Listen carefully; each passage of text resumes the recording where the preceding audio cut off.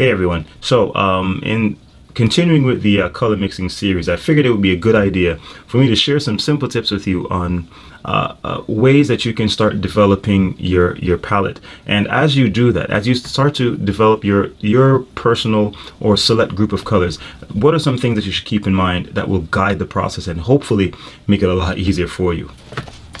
But of course, you know, I have to take a quick moment to just thank you guys for supporting my book. It has meant so much. It really means a lot, the amount of support I've been getting. And I just want to really say thank you so much for everyone that has supported it. And I hope that you find it really useful. My goal is to make this book be like a reference guide for you that you can refer to whenever you need tips and stuff like that. So thanks so much for everyone who supported it, and for those who've even taken the time to leave a comment on Amazon, I appreciate it. Thanks so much. Okay, so first things first, why would you want to have a particular group or palette of colors? Well, the main thing is that you want to have mixing power. And what do I mean by that? It pretty much means you don't want to feel like you have to have 80 colors in your palette or 60 colors. Like, how many colors do I need to have? You shouldn't feel the need to have, you know, every single color possible. All right. Especially when you're learning, you're just beginning. As a matter of fact, if you look at a lot of professional artists, they don't have that many colors.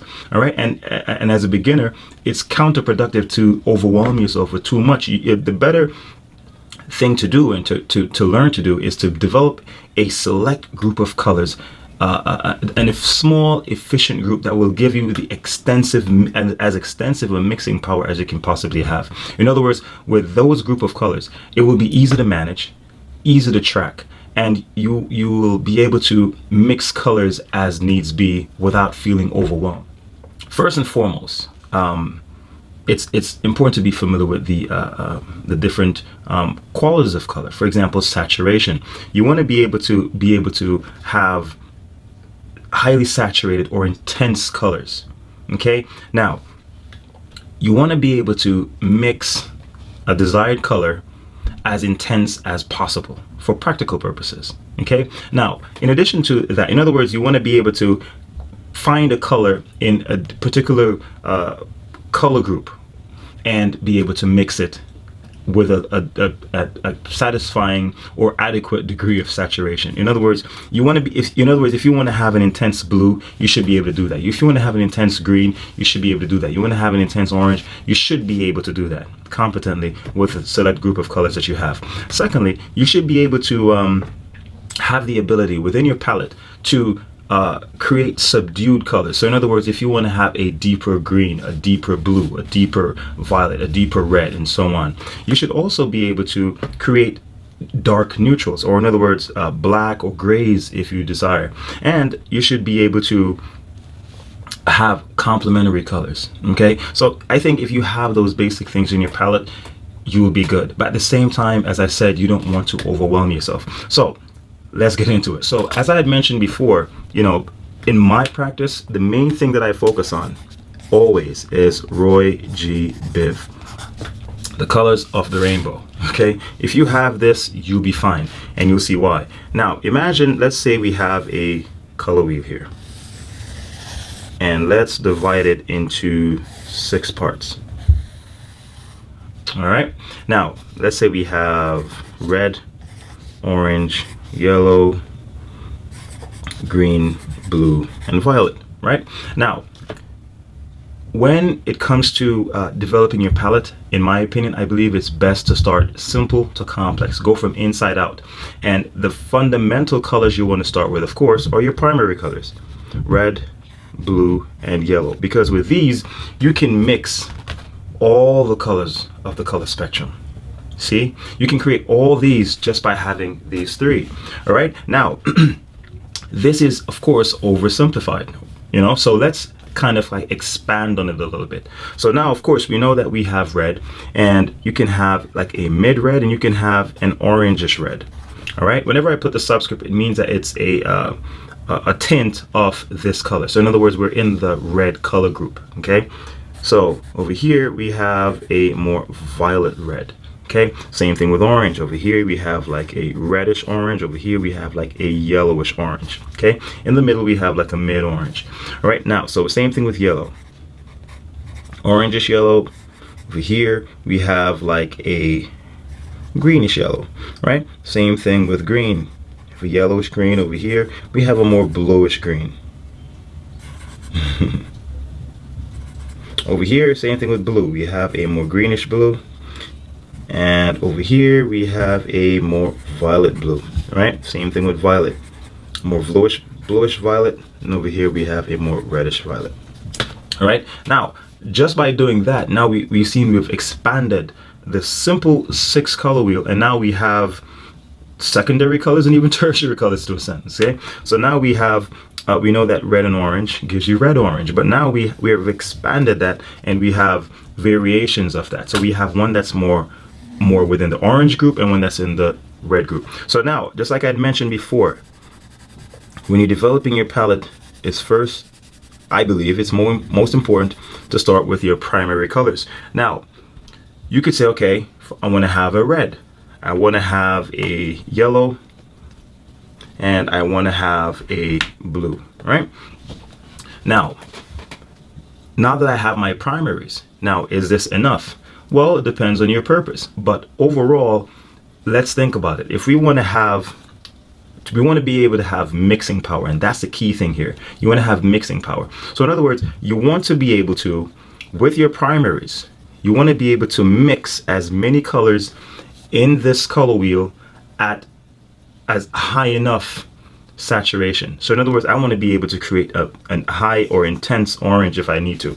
I want to be able to create a high or intense green if I need to, and higher intense violet. Now let's look at orange, for example.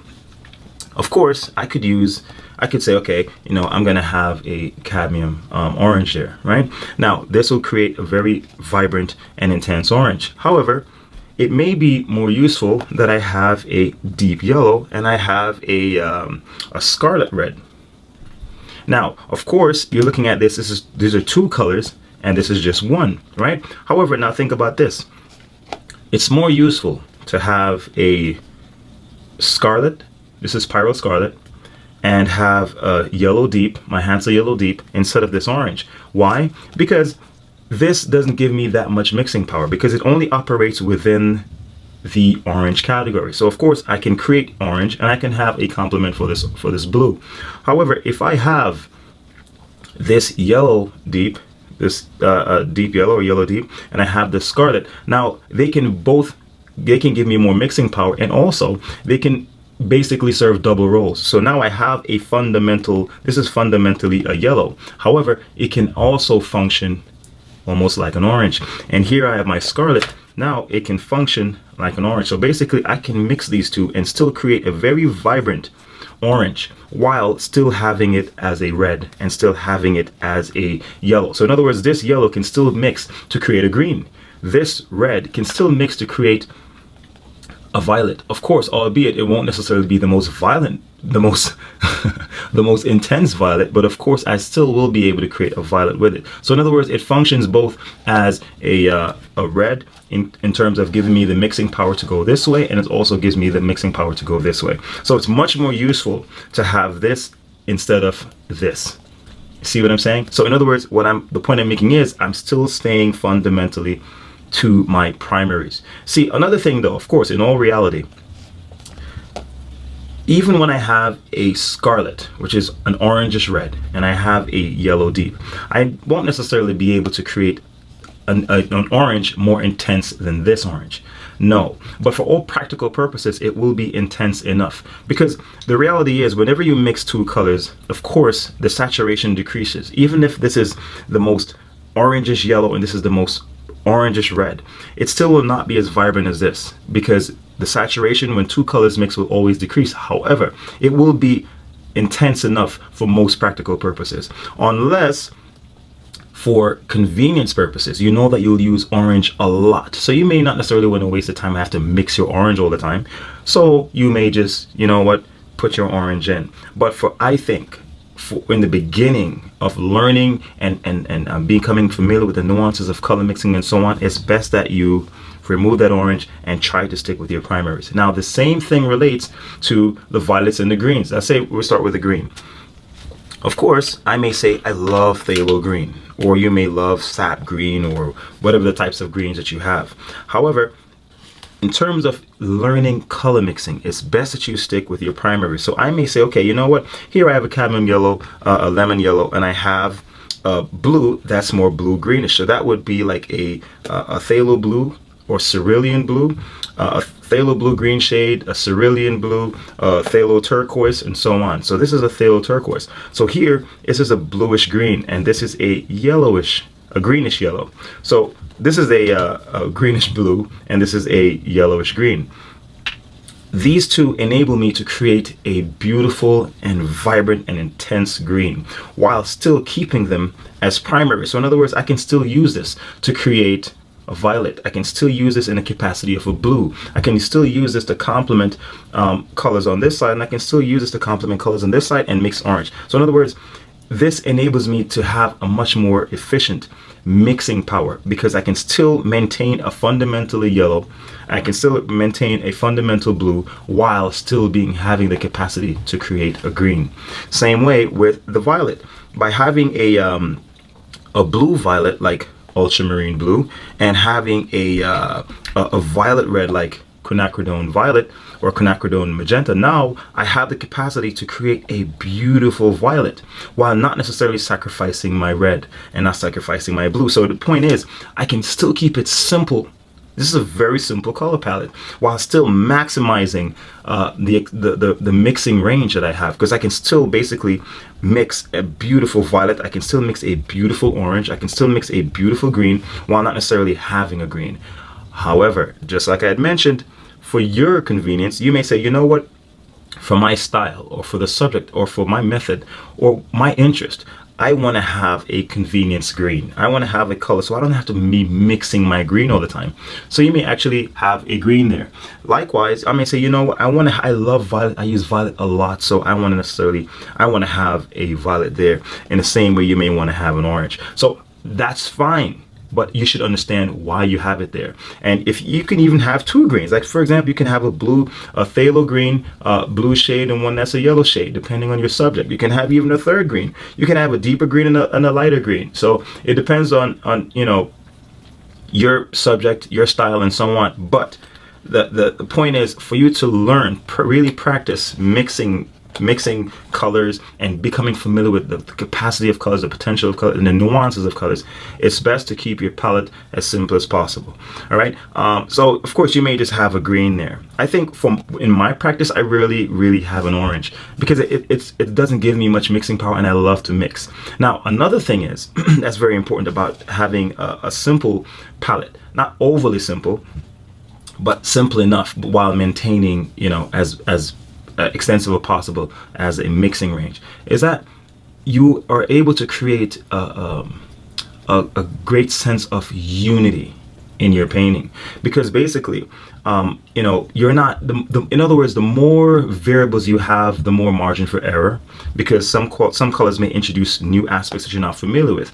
The more familiar you are with what you have, the more you're able to account for every area of your painting. So in other words, all these colors, one or two or three of these colors will be somewhere in every part of the painting, and that helps to keep it together, to make it harmonious and unified, and not necessarily create or introduce any discord in the color relationships and how well they sync. It will really create a sense of unity. Now in addition to having an extensive range of primaries, now you may want to introduce a neutral. So for example, in my case, you may not necessarily want to use black, because black is sometimes overpowering to mix. We know fundamentally that your primaries mix to give you black, right? However, that may sometimes be inconvenient to keep mixing your black all the time when you need one. So a good idea is to have a neutral, like a dark neutral, like a gray, you know, like Payne's gray is very popular. I use sepia. I like sepia. It's good to have some kind of it's just like when you buy colored ink for your printer, right? You CMYK, you buy cyan, magenta, yellow, and black. Why do you buy black? Well, you buy black because it's convenient. it causes you not to use up all your colored paint to mix black. So in the same way, you can have a neutral. It's very good idea to have a neutral in your palette that will save you the convenience. It will save you the time and allow you the convenience of being able to subdue your colors. Because as I said, one of the goals of having a palette, right, a palette of colors, is that you want to be able to create as many colors as possible around the color wheel, and also you want to be able to create variations of value. So in other words, you should be able to deepen the color. You should have the capacity to deepen the color if you need to. Of course, you can lighten it by using water, because it's watercolor.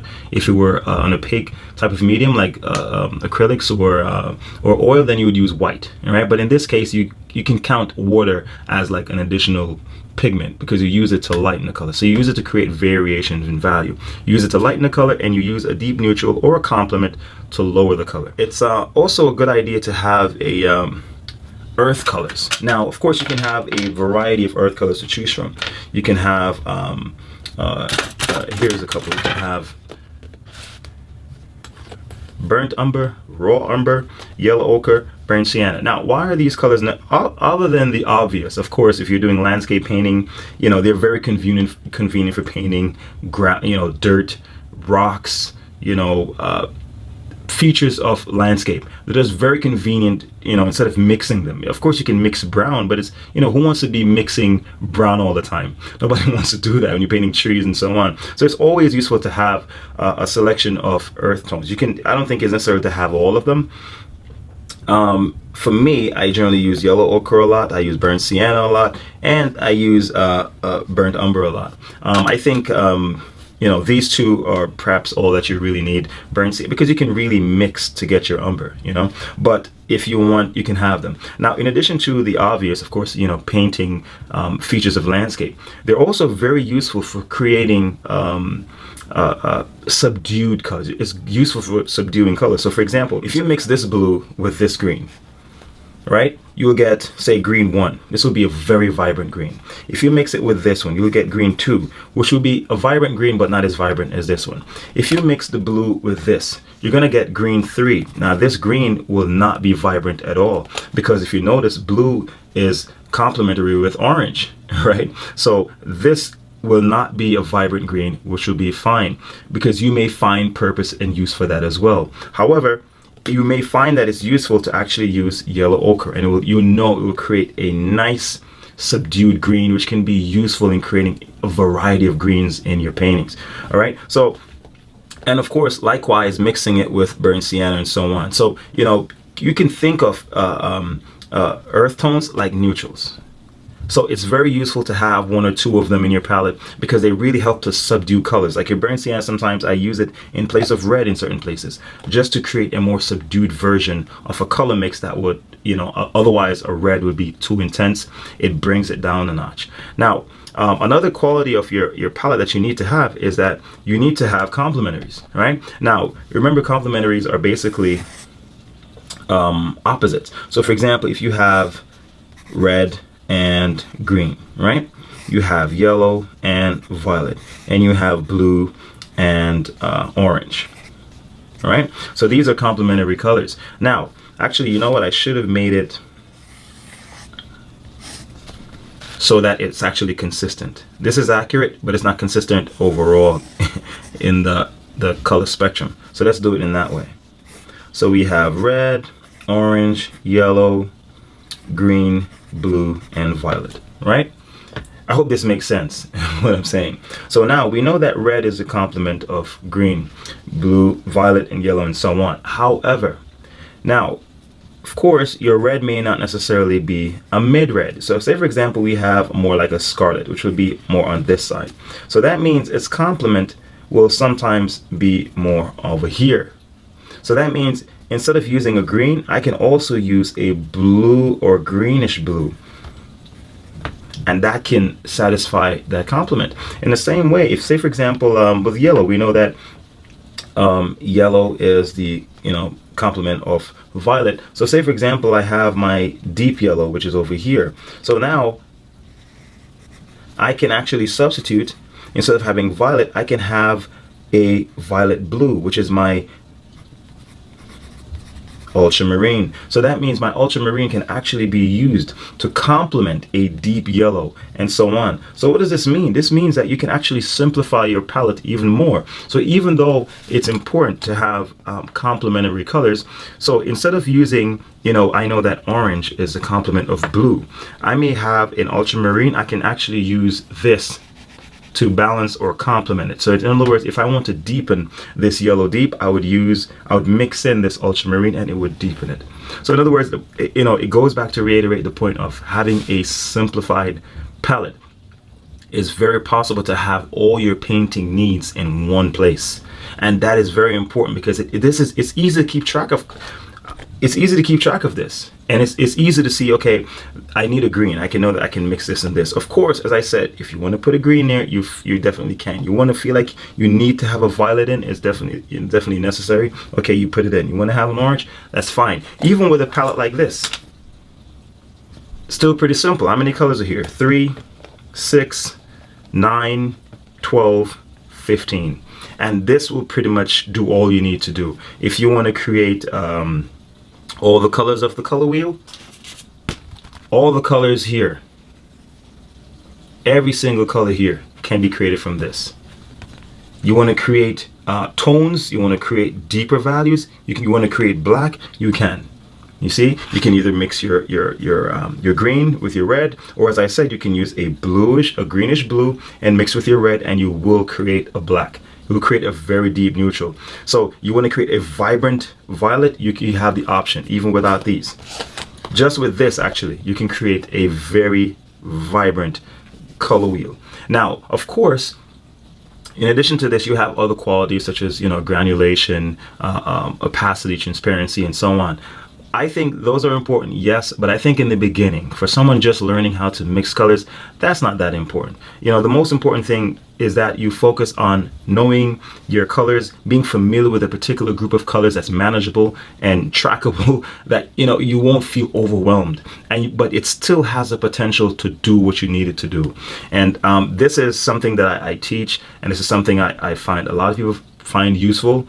And, you know, hopefully you guys will, especially if you're just learning how to, you know, mix in colors, and you really want to start as simple as possible. You don't want to start with, you know, because I see people do it all the time. You know, they buy a set of like 36 colors or 48 colors, and then they're dabbing paint from over here and over. After a while, you're not really helping yourself to learn color mixing. You want to learn color mixing, you start simple. Start with a small but efficient group of colors, and then you develop from there. So after a while, you'll know the type of green that you need. If you want to add a green, you won't just add a green arbitrarily. You see, you'll add a green that is not that convenient to mix.